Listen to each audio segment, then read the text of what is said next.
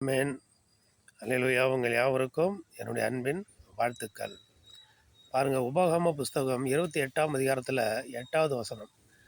கர்த்தர் உன் களஞ்சியங்களிலும் நீ கையிடும் எல்லா வேலையிலும் உனக்கு ஆசீர்வாதம் கட்டளை இடுவார்.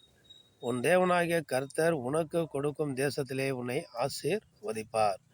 பாருங்க, ஆண்டவர் சொல்லியிருக்காங்க, கர்த்தர் உன் களஞ்சியங்களிலும் நீ கையிடும் எல்லா வேலையிலும் உனக்கு ஆசீர்வாதத்தை கட்டளையிடுவார்.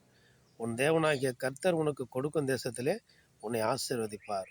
இப்போ எதற்காக கர்த்தர் உன் களஞ்சியங்களிலும் கையிடும் எல்லா வேலையிலும் ஆசீர்வதிப்பார்னா, உபாகமம் 28ஆம் அதிகாரத்தில் ஆண்டவருடைய கட்டளைப்படி நடக்கணும், அவருடைய கற்பனைப்படி நடக்கணும், அவர் சத்தத்திற்கு செவி கொடுக்கணும், உண்மையாக இருக்கணும், ஆண்டவரை பற்றி கொண்டு இருக்கணும்.